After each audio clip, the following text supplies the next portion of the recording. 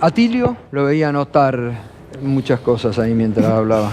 Bueno, sorprendido, ¿no?, por la magnitud de esta violación a normas legales y a prácticas consuetudinarias en esta materia, que realmente lo sorprenden a uno, ¿no?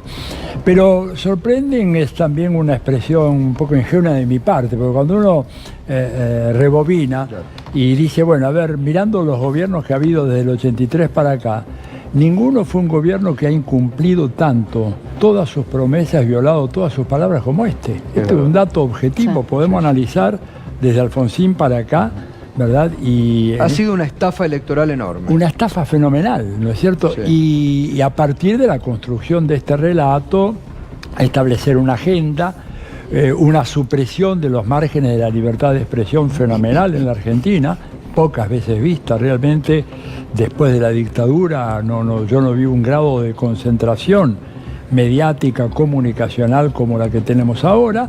Y todo esto además rodeado de un aparato de influencias a través de las redes sociales y estos monopolios comunicacionales que permiten que la gente, por ejemplo, te diga cosas como nunca estuve tan mal, pero igual los voy a votar porque aquella no quiero que vuelva. Ahora, ahí está el odio que han inoculado, que es un arma que muchos dirigentes de la oposición no tienen en cuenta. Sí. El odio que lo empiezan a poner de nuevo en práctica, ya.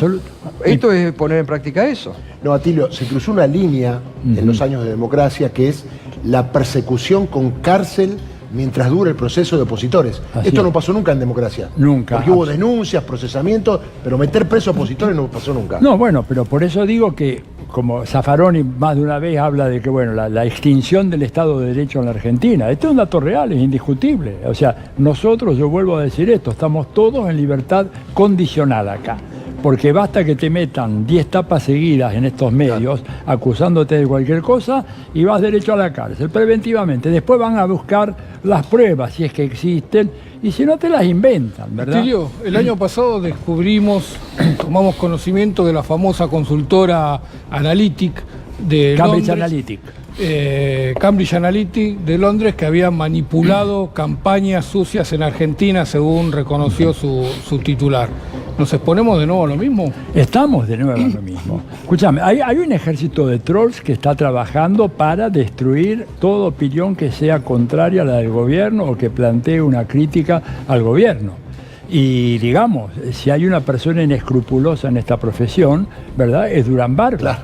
Digamos, Durán Barba le enseñó al presidente, por si él no lo sabía, naturalmente se lo enseñó a mentir. Claro. Si te preguntan de inflación, hablarle de Antonia. Digo, esto es realmente... No, lo Sí, dijo pero yo eso creo que esa Federico gente no se come ese sapo de Federico vuelta. Sturzenegger lo dijo en Estados Unidos. Claro. Durán Barba nos dice, mintamos, no digamos lo que vamos a hacer. Ahora, esto significa una crisis moral realmente impresionante. Yo vuelvo a decirte, pensando del 83 para acá, nunca vi una cosa igual. Ahora, me cuesta verlo. En base a eso, ya quiero abrir el juego, pero en base a eso, ¿cómo serán de impunes que los trolls del gobierno oficiales ahora se quieren constituir en una organización limpia y transparente? Pero una ONG, digamos, de bien público. Pero tienen eso, ¿no? Pero que tienen impunidad porque no hay división real de poderes en la Argentina. Claro. Tenés un poder judicial, está absolutamente sometido, digamos, a la justicia federal. Tenés un legislativo que le ha votado prácticamente casi todo, un poco tu llamado a la oposición. Y entonces, evidentemente, tiene los medios. O sea, cuando vos tenés los medios, el poder judicial y tenés los grandes grupos económicos, bueno, olvídate de todo lo demás. Además, no le Por da eso no hay que vergüenza. subestimarlos. Claro. No hay que subestimarlos. No, por favor, digamos, tienen un poder, o sea, la distinción siempre entre el gobierno y el poder. Vos Claro. podés llegar al gobierno. Exacto. Pero si vos no tenés el control de estos resortes fundamentales del poder social, y lo tuyo es una tentativa, pero apenitas, digamos, como para poder hacer avanzar un programa de cambio. Además, perdón, no tienen vergüenza. No. El otro día, en la tapa del diario Clarín, se decía que el gobierno quiere que la causa de la fotocopia de los cuadernos vaya a juicio a mitad de año. A ver, ¿cómo que el gobierno quiere si hay jueces y fiscales que tienen que actuar? Algo que le aclaro no va a pasar, porque con la causa que tiene un montón de cuerpos, un montón de imputados y de procesados, si es en el 2022 el juicio de la fotocopia de los cuadernos, le hacemos precio, pero antes no va a ser. Sin embargo, la instalaron, se ve que no había nada el fin de semana y Clarín te lo puso. Termino una sola cosita. Este es el único país que yo conozco que podés iniciar un juicio con fotocopias. No hay, nunca a nivel mundial, como politólogo, digo, 50 años de profesión, jamás vi una cosa igual. Una fotocopia, vos vas a Estados Unidos representando a un juez. Una fotocopia te pone preso. No fue en una principio fotocopia. por falso testimonio. No fue una fotocopia, fue una impresión de una Foto foto de fotocopia. peor que todavía. pasó por una computadora. Peor todavía, por y eso. cuando periodistas se reúnen con el fiscal con mucho tiempo de antelación y preparan el terreno. Claro. Bueno, hay que decir todo. Daniel Filmus. Buenas noches. Varios temas acá. Gracias por la invitación. Por favor. Tato, y quiero plantear una cuestión primero, porque hablaron de campaña sucia y soy un precursor como víctima de campaña sucia. Sí, así que es verdad. déjenme Tenemos reivindicar. barba. Claro, Tenemos exactamente. barba. Cuando todavía no existían las redes y sí existían los Tremendo. teléfonos, 1.300.000 llamadas que se supo de dónde salieron y que prescribió Comprobadas justamente. en la justicia. Claro, la justicia lo descubrió, se avanzó en la justicia federal, pero casualmente pasó a la justicia de la ciudad y prescribió. Es decir, que no hubo ningún condenado pese a que se Pese comprobaron. todos, Telecom dijo de dónde salieron y justo había un cartel en la puerta que decía Durán Barba y Asociados, que después también se supo que no existía ese lugar. Pero bueno, dicho eso, quiero decir que hay otro récord de Macri hoy, que son dos dos decretos inconstitucionales. Porque tan o más inconstitucional que este es el decreto sobre ARSAT. Sí, y es gravísimo Sí. porque lo van a tener que pagar. La ley, la 27.208, votada en la Cámara de Diputados, dice que para reformular el tema de ARSAT hace falta 2/3 de los votos, así que no puede ser nunca un decreto de necesidad de urgencia. Dice justamente para no enajenar, claro. se previó que para no enajenar algo tan importante como la soberanía argentina sobre las frecuencias de satélite, es la ley 27.208 habla de los 2/3. Recomiendo ir a los tweets Sí, que había hoy una duda envió sobre Graciela la legalidad. Peñafort, que Ahí. explica con lujo de detalles por qué es totalmente inconstitucional. Entonces, el mismo día, y esto ya entonces ya no es un error de los que lo asesoran a Macri, sino es avanzar sobre los intereses de nuestra gente. Y yo quería leer un artículo de La Nación de ahora. Si uno entra a la página, el artículo de Jaime Rosenberg explica todo esto en un párrafo. Dice, la necesidad de recuperar el centro de la escena política y avanzar en un temario más propicio que el escenario económico complejo con pobreza, deuda e inflación fueron las razones que empujaron a definir esta medida. Así que no es que lo estamos diciendo acá, No, sino que la Nación hoy pone negro sobre blanco cuál es la razón por la cual Exacto. Macri toma este tipo de medidas. A mí me parece muy importante también el planteo respecto de qué papel va a jugar la oposición, lo decía recién Atilio, Sí. porque es verdad que uno puede responsabilizar o no a la oposición de acuerdo a qué actitud toma en el Congreso. Lo Y bueno, decía a ver, Alberto. yo decía, Daniel, Pichetto, que es muy, digamos, cercano al gobierno, que llevó adelante en el Senado esta ley de extinción de dominio, que la trabajó incluso con el gobierno. Yo supongo que no se va a dejar pintar la cara de la forma que se la pinta ahora el gobierno, ¿no? Aparte porque hay una decisión de la Corte Suprema que cuando no es de necesidad y urgencia es inconstitucional. Claro. Así que estamos hablando de cuestiones que cuando lleguen a la Corte Suprema, tanto lo de ARSAT como esto, van a caer. Me parece que es fundamental este debate de no dejarse llevar por cuál es Exacto. el eje que quiere plantear el gobierno para la campaña, porque ahí se va a definir la campaña. Si se logra plantear que el tema es cómo vive nuestra gente, qué le está pasando, cuál es el castigo que este gobierno está infligiendo a todos los argentinos y argentinas, va a ser un resultado electoral. Si ellos logran imponer estos temas, me parece que será Por otro. eso nosotros no nos vamos, lo tratamos, pero tenemos aquí a un economista, lo tenemos a Miguel Fernández Pastor para recordar lo que el fondo pide y el gobierno quiere. Mercedes, hoy el fondo, sin ir más lejos, el propio fondo dice, y bueno, no van a crecer. Igual Tampoco en hacer el una 2025. aclaración, Gustavo, del DNU. Me parece que hay dos vectores que está marcando el gobierno. Uno es de la distracción para no hablar del problema de la gente, que es la economía, y otro es un mensaje a la oposición. El gobierno siente que pierde. Entonces el mensaje a la oposición es, no solo te voy a meter preso, sino que te voy a sacar todo. Entonces me parece importante lo que vos decís al mensaje que ahora de la oposición. La gente es descartable para este gobierno, el ajuste lo hace con el miedo de perder el trabajo y con la persecución. Y avanza sobre estas cuestiones, no solo es te voy a meter preso, sino además te voy a sacar todo lo que tenés. Y sigue sin hablar del problema que es la economía. Y es, digo, vos mostrás todas las noches encuestas cuál es la preocupación de la gente. El desempleo, la recesión que estamos viviendo con alta inflación y alto desempleo, que decimos es algo que no se había dado en ninguna crisis en la Argentina. Y hasta el fondo mismo empieza a recalcular diciendo que en realidad esto que decían en el presupuesto, que íbamos a crecer el 0,5% en 2019, se tira por la borda porque la economía va a caer aún más. Y sobre estas cosas no discutimos, y en el medio hay gente que pierde su trabajo, vive en una situación de angustia. Yo soy de La Plata. Uno de los motores de crecimiento de La Plata, o de los sectores que mueven La Plata, es el comercial. Es una tristeza, 1000 comercios cerrados, un desempleo que nunca pasó, que esté por encima del nivel general. Siempre en La Plata estaba por debajo. Digo, si eso pasa en La Plata, uno imagina en el conurbano, cuando visita merenderos, es una situación angustiante y desesperante. Sí. Hoy, en vez del el presidente, después de su largo descanso, podría haber anunciado hablar de temas que son importantes. En el medio hay inundaciones, en el medio hay una epidemia de antivirus sin Ministerio de Salud, y de esas cosas no habla. Claro.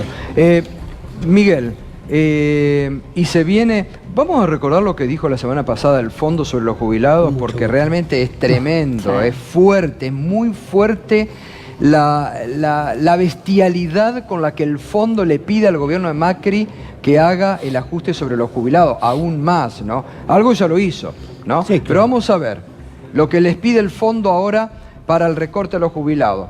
Para lidiar, escuchen ya esta palabra, lidiar con los costos del envejecimiento, muchos países implementaron significativas reformas de los sistemas de pensiones a lo largo de los últimos años.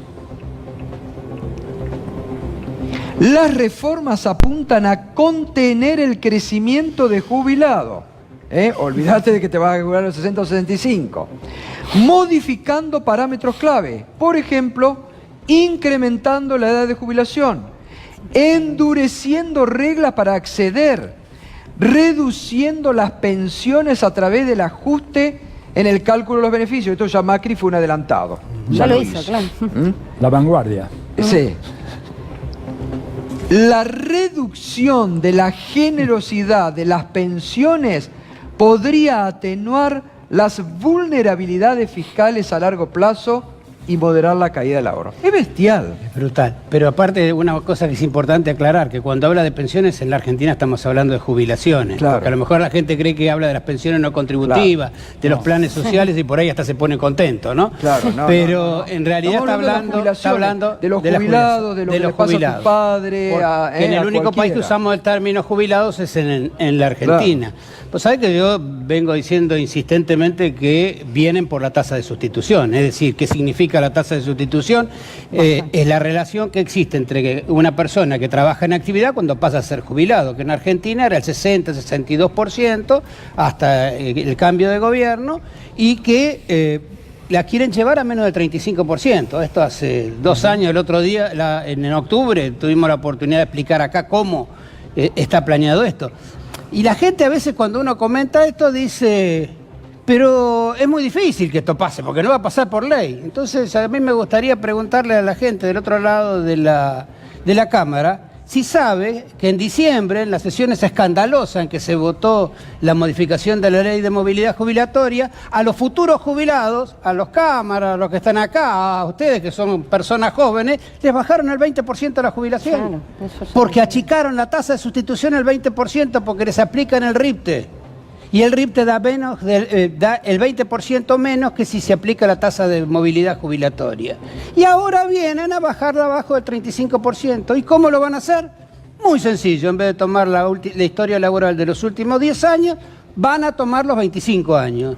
Simple. Una persona entra de aprendiz a trabajar en una fábrica, sale como encargado. Si le tomo los 10 últimos años, lo jubilo como encargado. Si le tomo los 25 años, lo jubilo con un promedio que es mucho más bajo. Claro. Y la van a bajar. Y no te lo van a actualizar por la inflación esos por salarios. Por supuesto, te la van a actualizar con la nueva fórmula que es el RIPTE.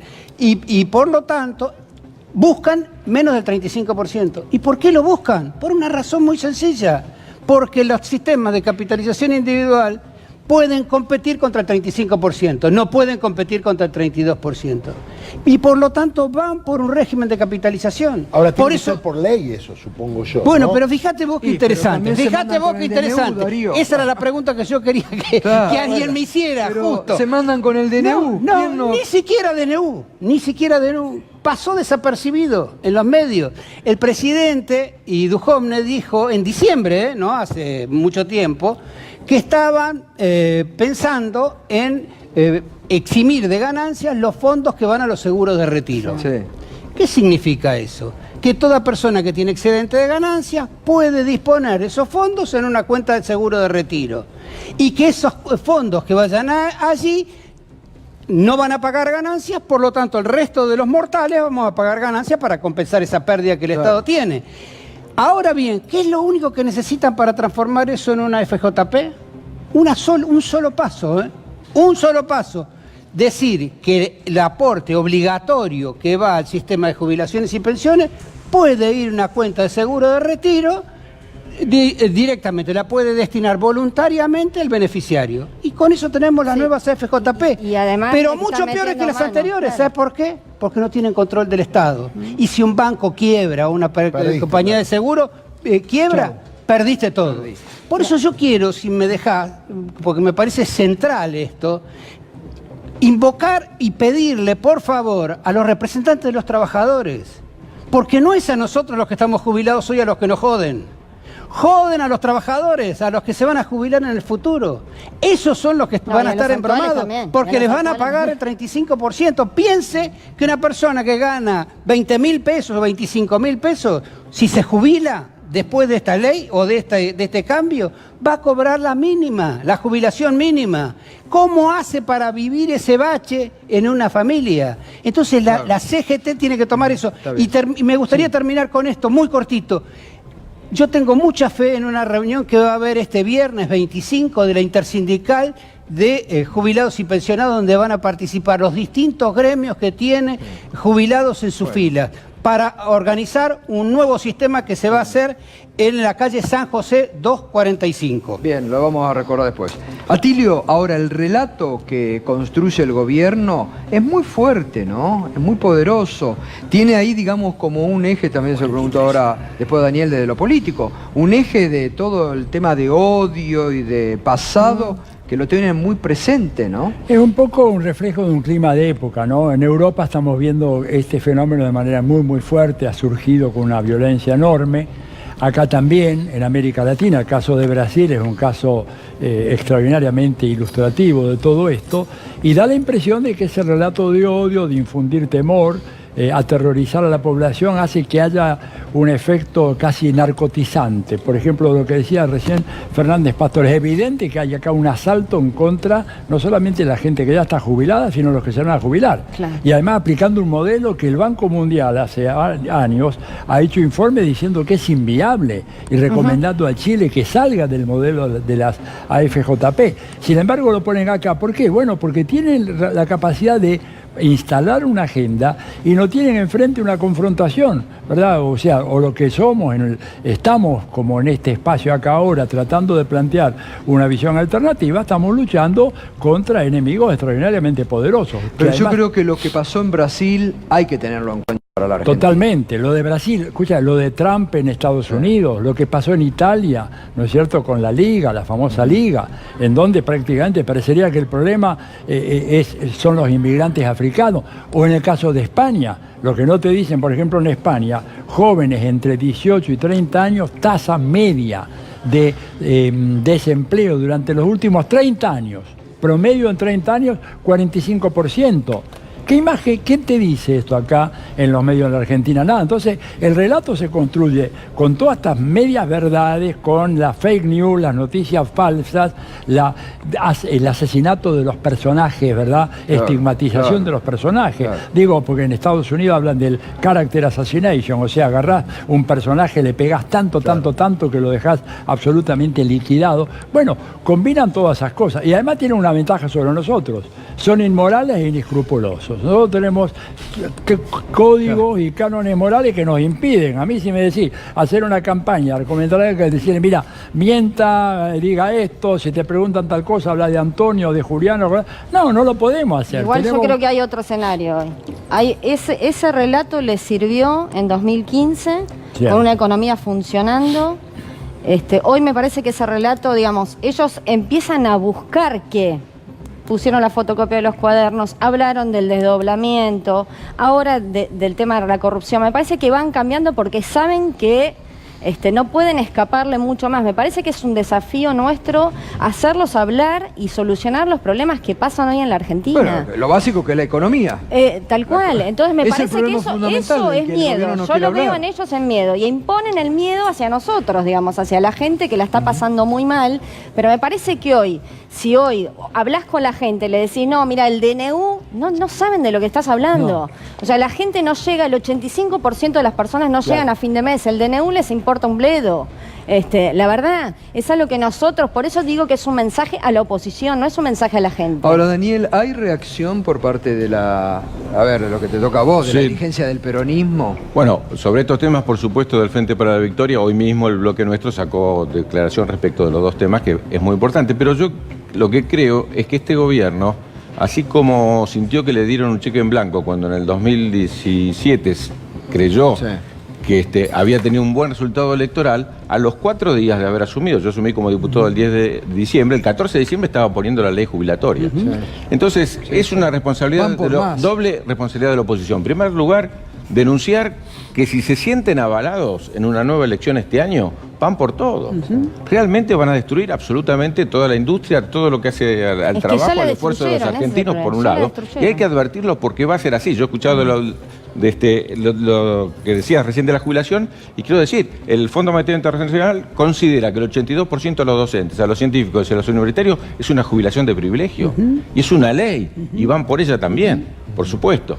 Y el segundo tema es que, ¿por qué estamos con tantas dudas si el 70% de los argentinos se manifiesta que está siendo perjudicado por este gobierno, está siendo golpeado, no llega a fin de mes? ¿Por qué estamos con tantas dudas frente a las elecciones? Porque es un problema de los dirigentes.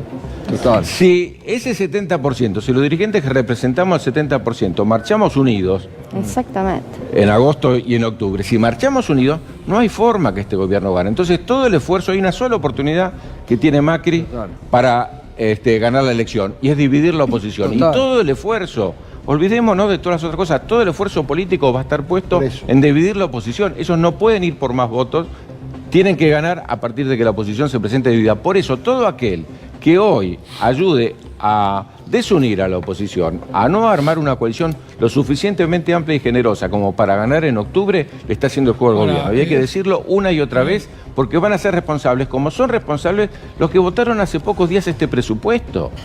Es decir, no es que el gobierno saca las leyes con mayoría propia porque no la tiene.